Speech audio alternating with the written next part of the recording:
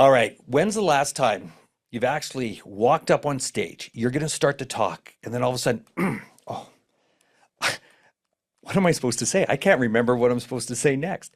And that cold sweat just goes over your face.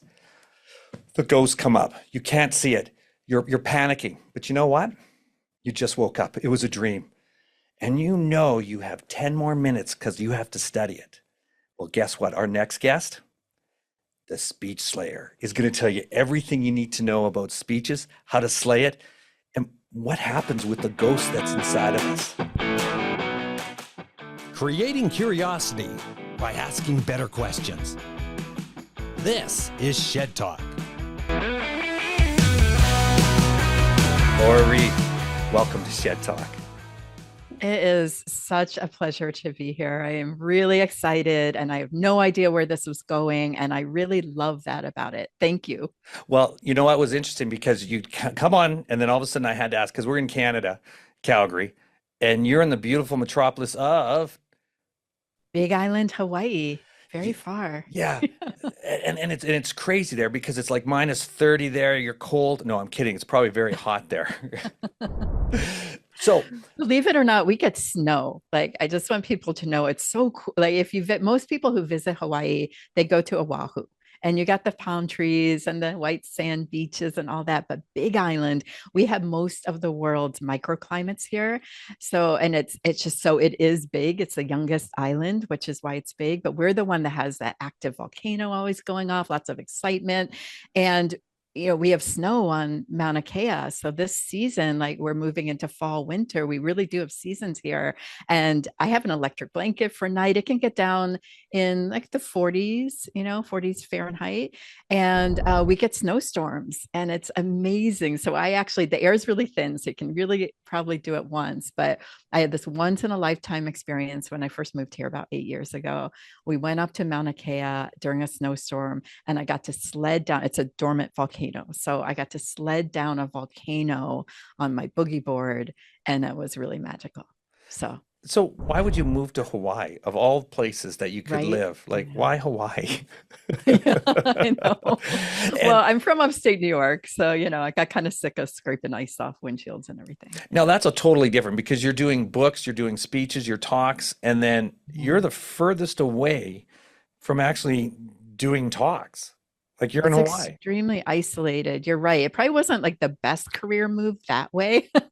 And yet it's been really successful. Like I find that it's interesting moving here to this one of the most isolated places in the world. Like the next landmass from the southernmost spot on the Big Island is Antarctica. Like that gives you a idea. We really are like a very isolated. At the same time, I can get on a plane in Kona and there's a direct flight like right into JFK. I can get to New York.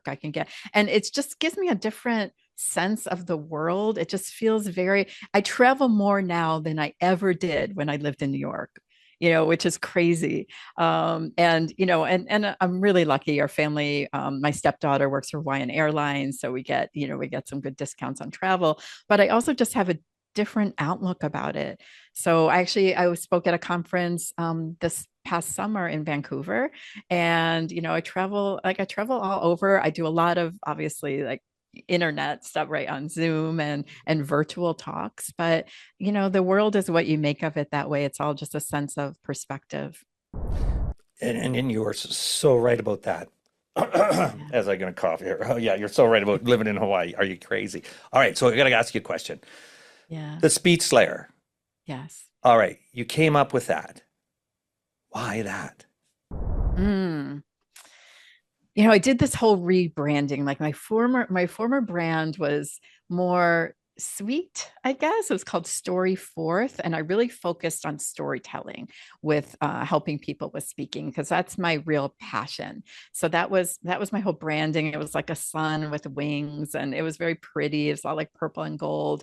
And something happened, especially I think in my 50s, and after moving to Hawaii, everything changed here. Like it is interesting to me that I'm living on an active volcano basically where you can almost feel vibrationally that there's things change here and it's shifting, and there's an energy to it. And definitely I found in my own life since moving here, I've gone through divorce. I've been remarried. I've totally like reinvented myself. I was quarantined in Indonesia, actually on my way to one of my first like keynotes overseas. I was super excited about it. And I remember it was my birthday, 2020, March. I'm flying to Indonesia. Like, what could go wrong? This is going to be like the best year ever. And then, of course, it's early March 2020. We all know what happened. And I was stuck there 123 days away from my life and my family. When I came back from that, really everything shifted. I went through a divorce. And I think post divorce, I was like, you know what? I need a rebrand. I rebranded my life. I want to rebrand my business too. And I started thinking, really getting in touch with the things I love about what I offer. I'm a little quirky. I believe in ghosts. I love horror movies. I love Buffy Vampire Slayer. I love, all these things like red lipstick and all. I don't know. Yeah. It's like, who am I? What are things that make me me? And when I put that all together, and it was like, hey, I help people with speeches and like Slayer, like I want them to slay it. I want them to kill it on the stage. That all kind of came to be sort of organically. And that's where that comes from. But now it's really not about me. Like, I don't think I'm the speech slayer, really. What I want to do is empower those I work with. Like, they're the ones, right? They're like the heroes of my story, really. So when you're looking at this, there's going to be a couple questions here because it's interesting. You just opened up. So before the pandemic, you were a very successful speaker. Is that correct? Like how many speeches did you do? Talks or actually speeches? How many talks did you do? I would say it was pretty successful. I mean, I wouldn't say I'm like Tony Robbins, but I gave my fair share of speeches and you made a living off of it. You made a living. Yeah, I was making a living off of that and coaching for sure. So when the pandemic hit, and then all of a sudden here it is, you're doing speeches, the pandemic hits, and then all of a sudden it goes zero. What happened there? Yeah, it was crazy. And I definitely need to write a book about all that one day. I found myself like I was at this cusp, it felt like, of a lot of big things happening. And I was, booked to do these speeches there. And it was all very exciting. And then all that ended. At the same time, it was the beginning of so many new things that were really exciting. And the crazy thing was about all of that, like, this is kind of a cool part of the story. The organizers of this conference I was going to speak at, there are these two Serbian men, both named Vladimir. I had spoken at their conference actually before as one, my first big kind of overseas conference. We had become friends. And for this, like when everything shut down and my flight was canceled and we're wondering what's going on. If you remember that time, like Trump, like shut down the European, like all these flights just suddenly weren't leaving. But everybody kind of suspected, how long is this going to last? Like a couple of weeks most, right? And so they had rented this little kind of very remote villa in the middle of a rice field. And they said, there's extra bedroom, you want to just stay there. So I ended up moving in with them. And long story short, like I lived with the two, I call them my Vlads. Now they became my brothers, and we all lived together for 3 months of my 4 months stuck there, to the point we became so close and just went through that transformation together that we considered ourselves like we started, we had these giant dragonflies that would come all the time, and we lived out in this rice field. So it was kind of cool because for me, I followed the whole cycle of the rice during my stay there. It was like a 4-month cycle. And it was really cool to me. Like right before I finally got to leave and come home, all the rice was being harvested. But anyway, we both have these matching tattoos. I can't show kind of the whole thing of 3 dragonflies in a rice field that we all got there together. So I have matching tattoos with these 2 Serbian men named Vlad. And so that came out of it. Oh my But then I came home and I just felt like there's so much transformation happened while I was there, because for the first time in forever, I got to just asked myself, like, who am I without these labels of my business and of even, of course, I'm still a mom. Like I had my young son back home. That was the hardest part about being away. But even just not, not thinking of myself first as like mother, wife, for all these different labels I put on myself, like, who am I underneath that? And I felt like all these layers got to kind of shed. And even the things I didn't love about myself that I saw underneath, I began to accept more and find who I really am, be my own best friend again, like have my own back because I had to. The day that so the Vlads actually got home like a month before me to Serbia before I got home to America, right?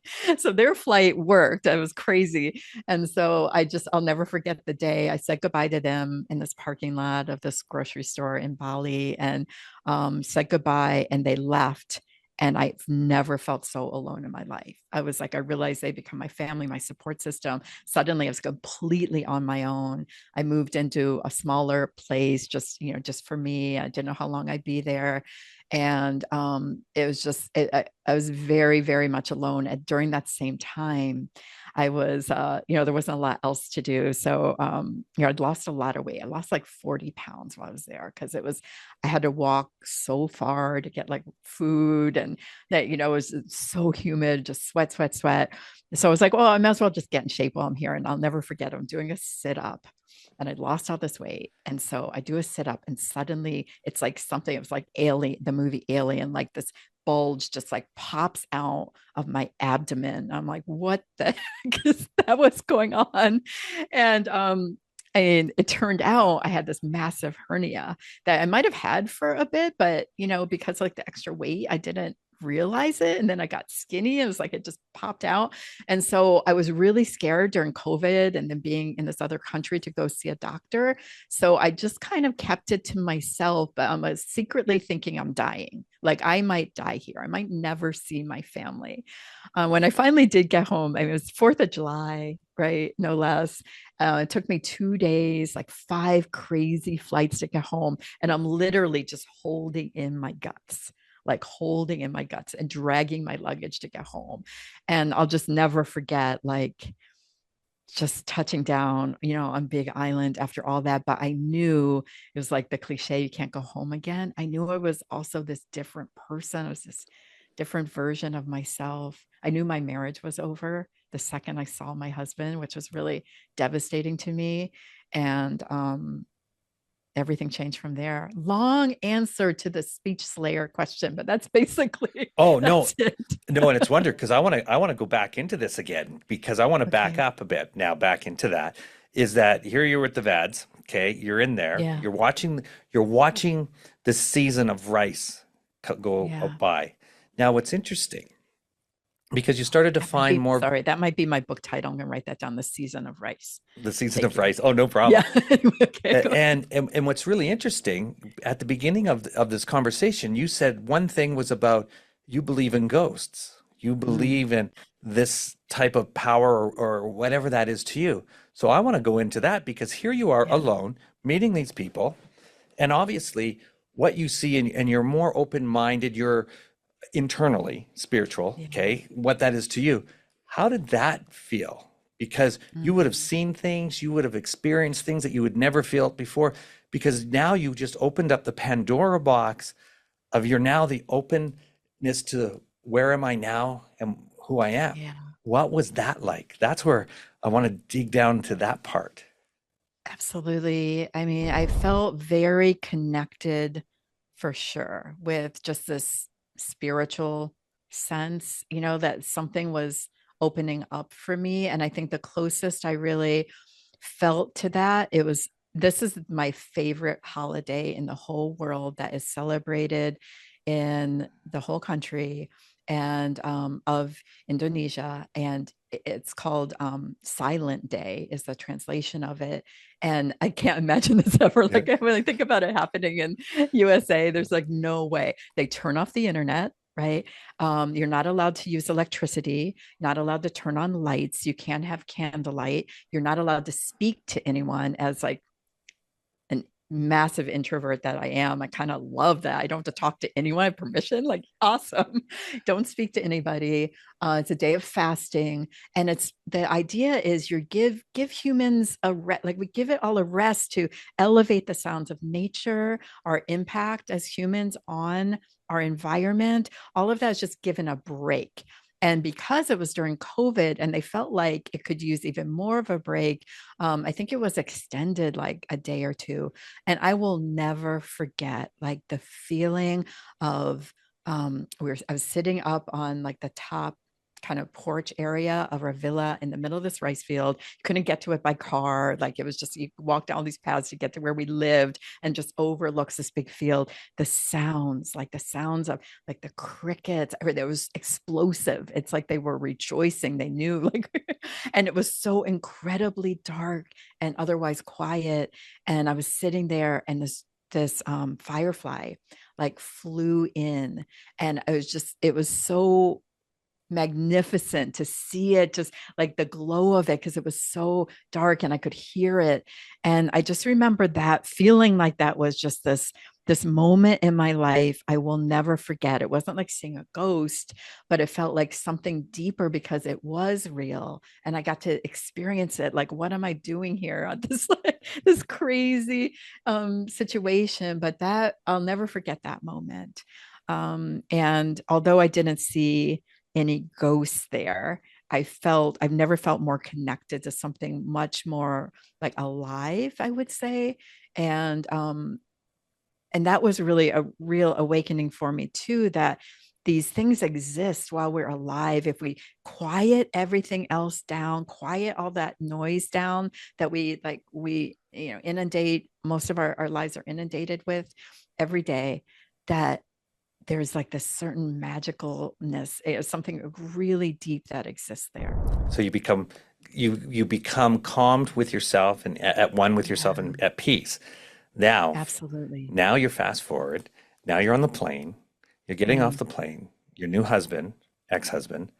yeah. When does it become that moment in time that all of a sudden it's like, because you mentioned, you said, no, I knew I wasn't going to be married with him. Mm. How does that come across? Like you're seeing somebody that you hadn't seen for like the last 3 months, and then coming across and going, this is over. Like, how difficult is that? It was so difficult. And a part of me didn't really want to believe it. But I think I become so open to who I was, what I needed for the first time, really asking myself, like, what do I want? What do I need? What do I like? I was married for over 20 years. And I think I had become really lost myself in that relationship where it took me a bit to like being on my own, being like, oh, what music do I even like? What like I don't, just like what do I like to do? I don't even know myself anymore. So getting to know myself was really huge. And then at the same time, it made me realize just this passion reignited within me, where I realized I am like a very passionate person. And I want maybe I do want a lot of out of a relationship. I want that to still exist in a relationship. And it just maybe I had this awareness suddenly that our relationship had become very like transactional, I would say, and we're more like business partners or something. We're great parents. We still are. We still Yeah. are great parents together to our son. And we were really great at raising our son together. I think a lot of our energy went into that. But in these other ways, I realized that I allowed, it's my fault, really. I allowed this other person, my husband, to control my uh, level of happiness in my life, I would say, control a lot of aspects of my life. And so I'd like lost, I'd like was losing myself little by little by little. That said, I missed him. And I really like when I came off that plane and after like thinking I'm gonna die, I'm holding in my my guts. And then I Yeah. named baby Buddha. I was like holding in my baby Buddha and coming up and so excited to be home. Couldn't wait to see my son. Like the first thing I noticed is he didn't bring my son to the airport. And like, yes, it's COVID-y and all that stuff, but I'd gotten tested before I got home and it was negative and all that. and wearing my face mask. And I just saw my husband sitting on this little mound of grass outside the airport. And he didn't get up right away. He just kind of gave me a little like wave, kind of like you'd see like an Mm, acquaintance, like just a little wave. And what I, in my mind, of course, he can't read my mind, and that's not his fault. But what I wanted, when I mm, knew I needed then was like, I don't care if I have freaking Ebola. Like, you're just going to come knock me over, hugs and kisses, and just like, I missed you so much. And I really got the opposite of that. mm. And then we got to our truck, and I just remember he asked me to sit in the back. And then I was like, yeah, it's over. Like that was like, yep.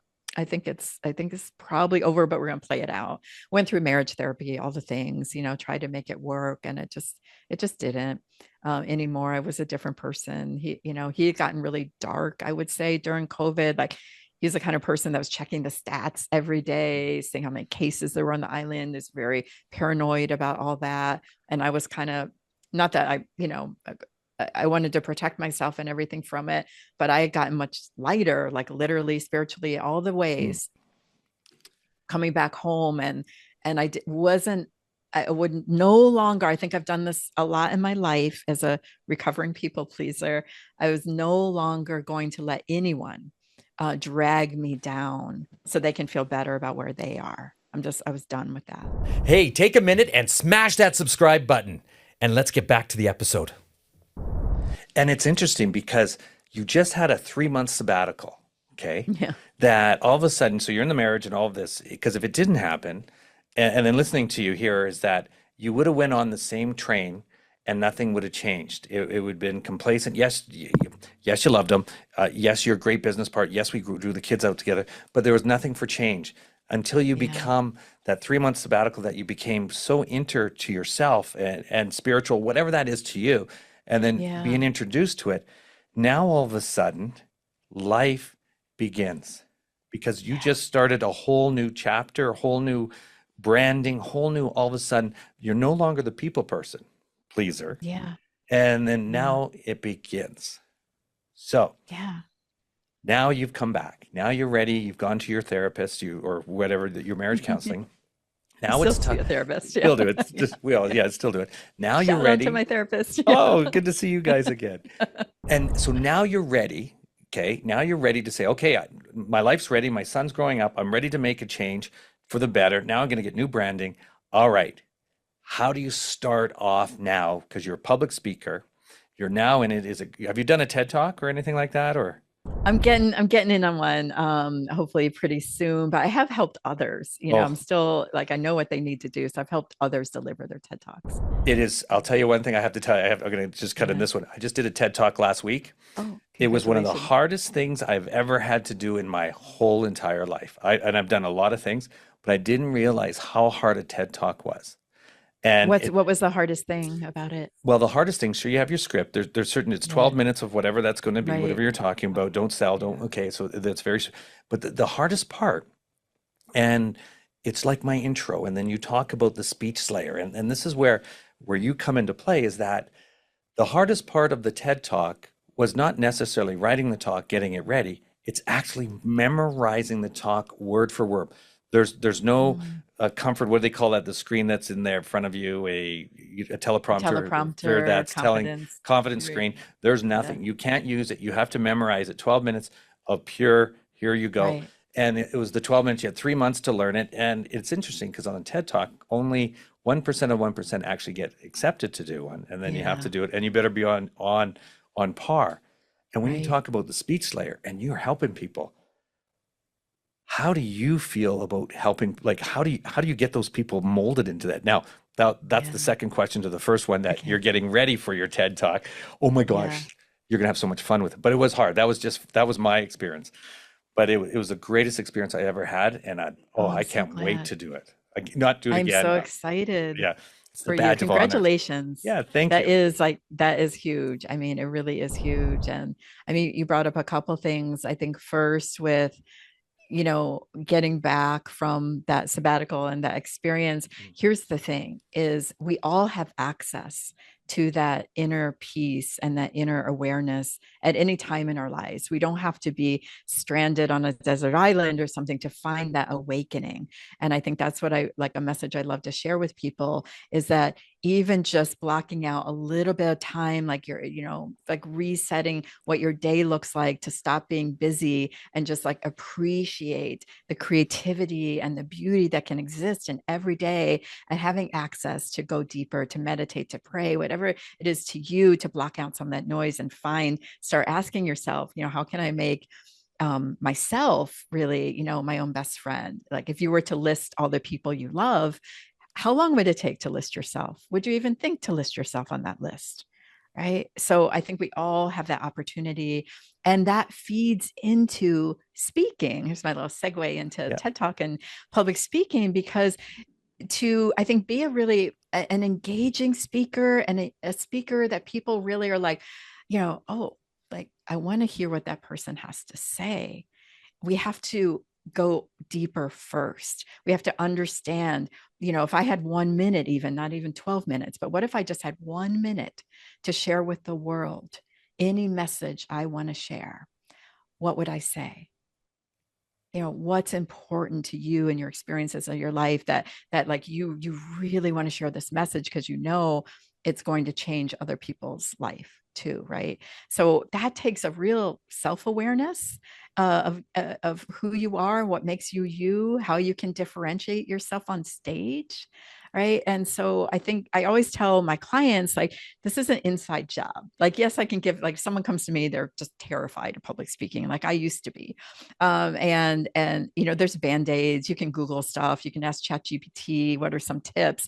But how I do it is we really start from within and getting to know like that shadow self and what do you really fear when it comes down to it, right? And then it's sustainable. It's not just some, little tips, advice, like people used to say, picture the audience naked, that kind of stuff. I'm way too much of a germaphobe for that to work for me. I'd be like, what? Yeah. Like, what conference is this? But yeah, so all of those things. But that's how it's sort of tied together. I don't think you asked me this, but it's kind of relevant now, I suppose. Like, I grew up with a severe stutter, and I was scared to death of speaking for, even like a large portion of my adult life too. And when I was little, I used to I think because I've always just been drawn to ghosts and monsters and any kind of horror. My very first story I wrote was a ghost story. I think it was age 5. But I imagined that I had this monster that just lived in my throat. And anytime someone it would ask me a question or I wanted to share something, it's like it was always lurking and listening, and it would just wake up. And I just imagined it expanding in my throat because that's how it felt. It was like I suddenly, everyone stutters different ways. There's lots of different kinds of stuttering, I would say. But for me, it was just an absolute block. Like I couldn't breathe. Nothing is coming out of my mouth. It was just like nothing is good. It's just not going to happen. Right. I would stomp my foot. I would like do all these things to try to like physically force a word out, and I couldn't. So that's how severe it was. And even to this day, every once in a while, I'll get asked a question, especially if there's just a 1-word answer and I can't just like find a different way to answer it that feels like it's going to come out smoother. I'll have a little bit of a block.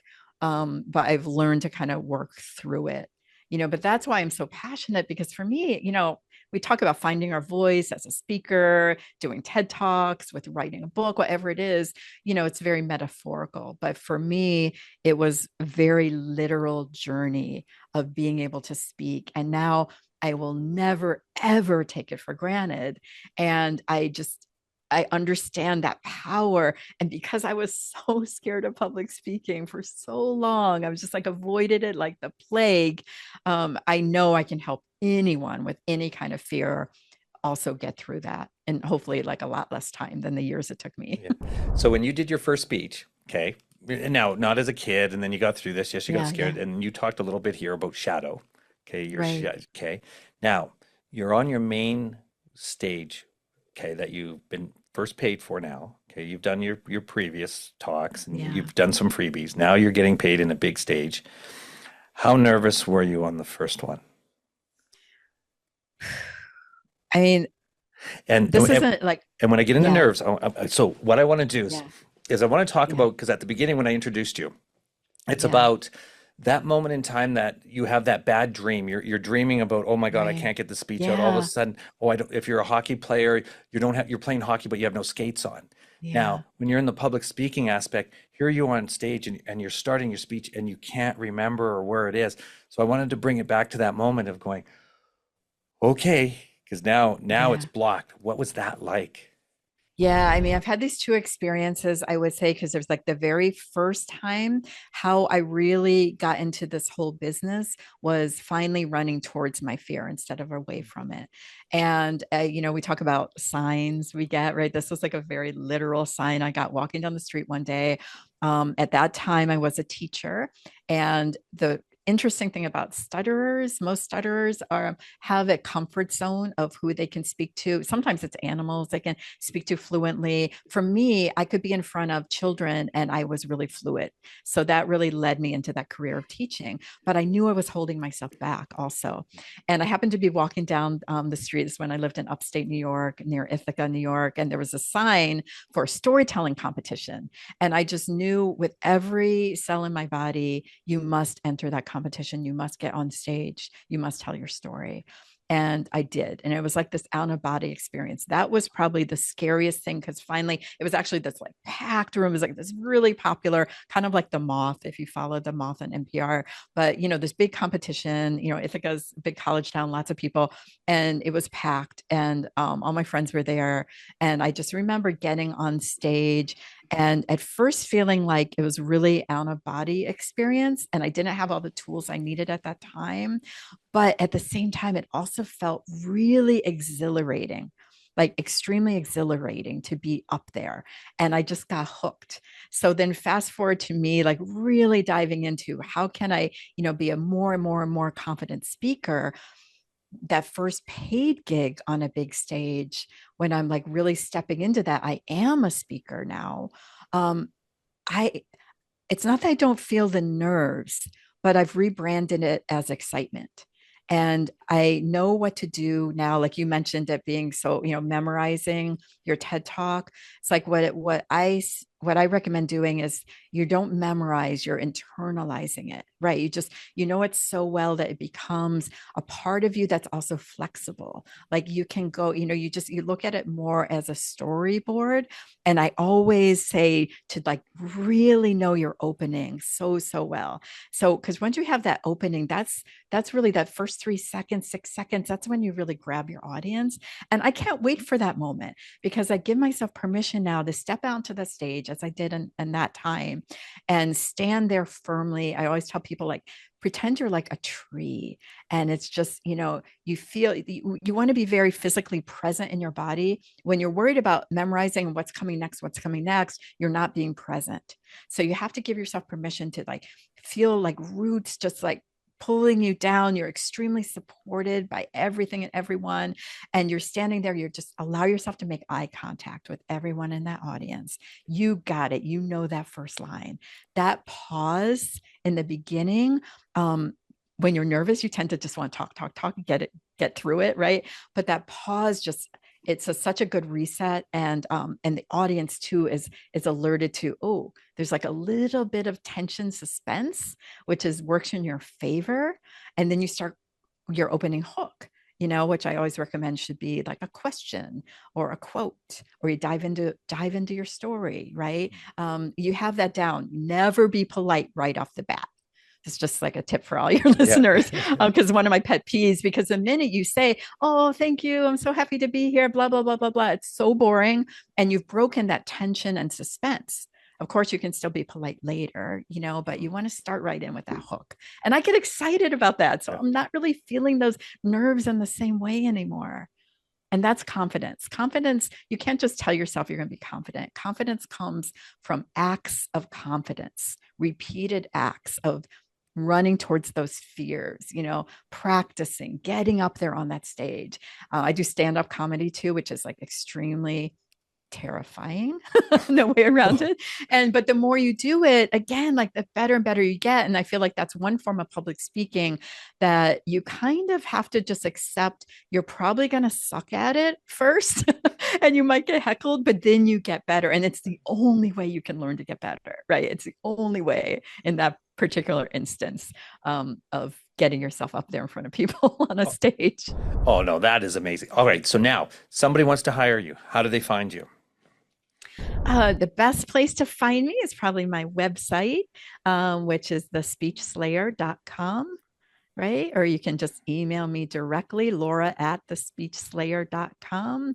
You can look up my Amazon author page. If you just typed in Laura Reid books, The Public Speaking Horror Show was my first book, 7 Secrets to Kill It as a Speaker. And this book has a lot of the stories I've told. Actually, it does have a little bit of my story with the Vlads in it. And all of my favorite tips and frameworks to tell stories. All of those things are in this book. And my new book is for women 50 and over. I'm 50, and it's got a lot of great stories in it as well. And you can, there's a QR code and stuff in there to contact me. You know what? Thank you very much. That was outstanding because we got running out of time here and you've been absolutely amazing. We're going to actually set up for another talk to do this because I want to break into the women because 50 over 50. And then because I'm in the men over 50 for the talk. We got a collab. Yeah. Exactly. So we're going to keep that for our listeners to say, stay tuned for our next episodes that'll come up on minds of obviously health, wealth, and mindset with men over 50. And let's get the women and collaborate some more with that. Let's get it together. One more thing, if I can share, I just forgot. I just released my first season of my podcast. It's called The Public Speaking Horror Show with Laura Reid. And then, worked with some producers. So they have it up on all the possible places it can be. You can find it. And I'm really excited about the season. I would kind of dive in with that into all that, a lot of people like to share success stories. I got out of my guests, like their horror stories of what went terribly wrong or sideways on stage or speaking, and then how they recovered and what they learned from it. Oh man, that is absolutely amazing. One more time. What's the name of the podcast? The Public Speaking Horror Show with Laura Reid. That is awesome.